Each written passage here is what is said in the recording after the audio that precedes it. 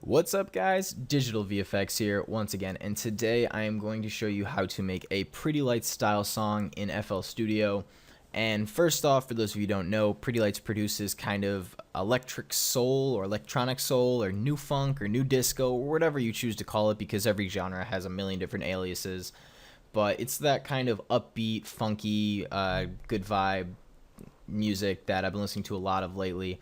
If you don't know about Pretty Lights, I would go check out his album Color Map of the Sun, which is nothing shy of a masterpiece, and it's available for free on his website. And if you also aren't familiar with the genre, GRiZ is another great artist with his album Rebel Era, so I would go definitely check those out. I believe that one's available for free on SoundCloud as well. So all these great artists giving out free music, which is, you know, nothing but awesome for us consumers.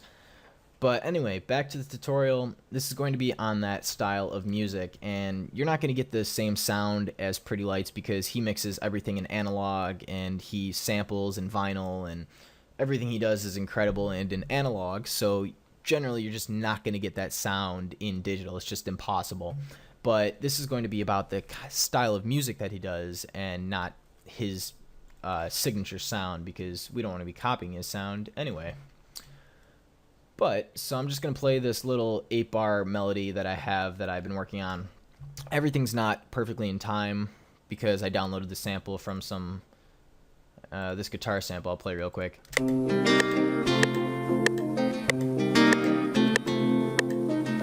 Some of the rhythms he does in that are a little funky that I'm going to need to adjust my my synths to, but you know, other than that, it's pretty on time, so kind of ignore that if you noticed a little offbeat.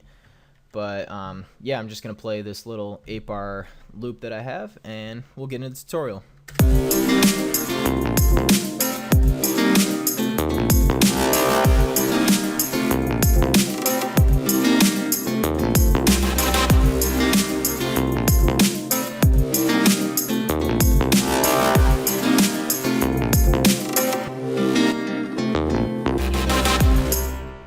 Alright, so there's that loop, and essentially the basis of the style of music is just how you layer your sounds, and that's the most important part of it. So as you can tell, I obviously have this guitar that I downloaded for free.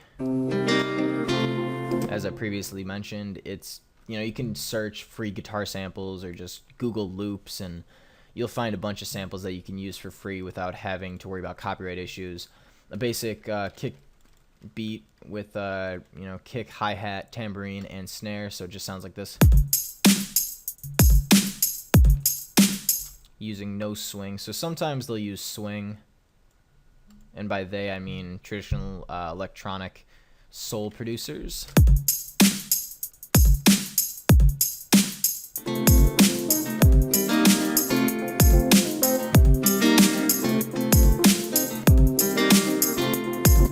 And that all depends on what style you want to make and if it lines up with your melody. But I think I'm just going to leave it off for now.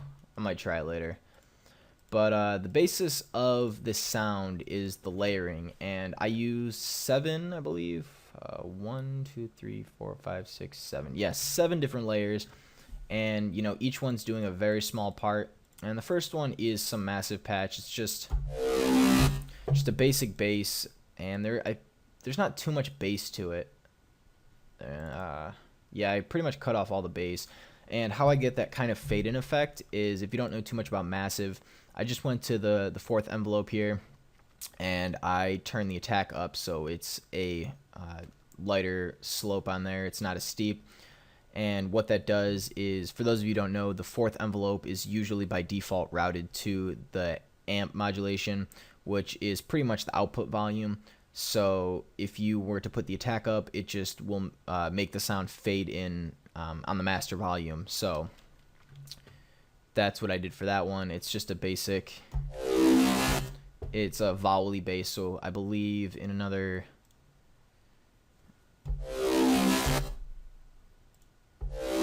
yeah, I didn't do too much for, I didn't actually, because I have this all mapped out for being a wobble bass. But if you just turn that off and turn the rate down, it will only go on this first, it won't do all this crazy funky wobbling. You can just do the first attack bass.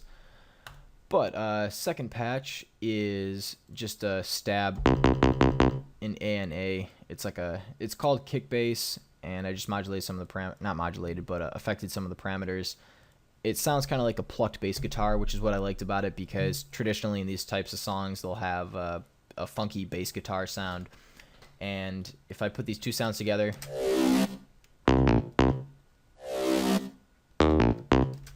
and the kind of swing that I added is right here, this type of melody. As you can see, it's not directly quarter notes, and how I got that is I would put like two samples. Let's say I did it in a hi-hat, and I put two samples, and then I right click, send to piano roll, and if you have swing enabled when you send it to the piano roll, then it will automatically swing the two notes, and you have that rhythm value. So that's what I did to get that funky did instead of just traditional. If I were to make this, actually it would be more like this. And so it kind of gives it, there we go. So it gives it that little swing feel to it. And next step, I just have a basic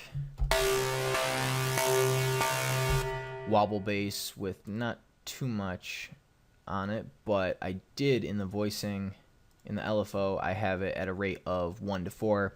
So it's just kind of like quarter notes.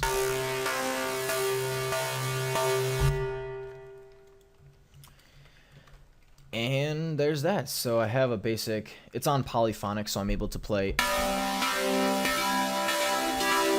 It's on polyphonic, as I just mentioned, which is right, or would it be voicing? Yeah, right there. You can put it on to polyphonic, which gives you the ability to play more than one note at a time. And yeah, next synth is just kind of an effect that again has a high attack, so it can kind of fade in. This next one is A&A as well instead of massive, and it's just another wobble bass at a fixed tempo. I'm not modulating anything. Well, I shouldn't say tempo, I should say modulation, but it's the same. It's as if you had quarter notes like this.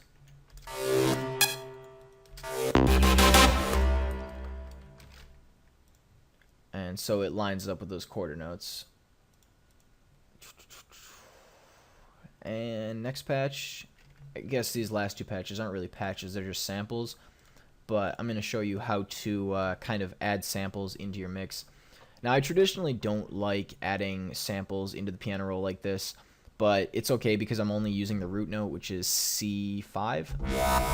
That's not that one. So every sample will traditionally have a root note of C5, and I don't traditionally like to go out of that because at that point, FL Studio tries to automatically assign pitch values to each note. So if I play this at C5 and then I go up to D5, and it doesn't sound bad pitch-wise, it's pretty in key for what the notes values need to be. But the only thing is as you can see, it kind of lengthens the note out as you go down, and it shortens it up as you go up an octave or any note value. So it's pretty much that's perfectly natural. That all that means is FL Studio is trying to compensate for all the note ranges with one note. So it's kind of automatically adjusting pitch values, which will lengthen or shorten a note. And it works fine in a pinch if you're only going within a couple notes. If you have a very small range and you're only going up or down a couple notes. But if you're doing like playing a song like a piano, if you were to have one piano note on C5 and were to have it automatically adjust to different values, it wouldn't go down very well. You traditionally want to stay around the root note for this type of sampling. But that's what I did. So what I did is I have this this pluck sound, and as you can see, let me just solo this one so you can only hear this. And so if you're wondering how I got that effect, all I did was I put it in very small intervals of notes. So I put in 4 notes per quarter note, which would be 30-second notes. I guess you you don't even traditionally use that value, but I just got that, and you highlight them, and this will highlight the velocity, and I just right-clicked and I dragged up, and it kind of makes a contour to your line. So I can show you, right-click there, and then you drag up, and it will adjust the values accordingly. And you can left-click to adjust a single one. And I got that, and it does that effect. I did the exact same thing over here with this little. I need to turn that on. And so that sound that I just showed, the exact same effect, and it happens to be the same. Well, it doesn't happen to be, I made it that way, but it's the same rate as this wobble. And so I have the wobble going and that effect kind of fading in. And yeah, so I think that's pretty much it.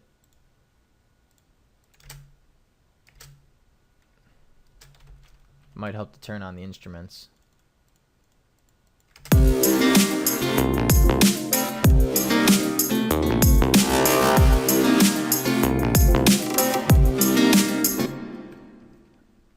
Yeah, so that's pretty much it. As you can tell, like I mentioned, it might not be completely on time with the guitar sample because a human played that, and a human and a computer is not going to play 100% on time.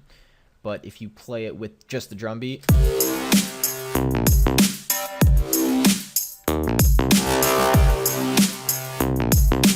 you can see when you have a computer quantized drum beat and a computer quantized melody, it's obviously going to be on time. So I just need to play a little with that piano loop, or I keep saying piano, but that guitar loop, and put it on time. But other than that, that's pretty much how you get that style. And it's all about layering different synths. And yeah, if I missed anything or you have any questions that I didn't cover, remember to throw them down in the comment section below. But as always, this has been a Digital VFX production, and thanks for watching.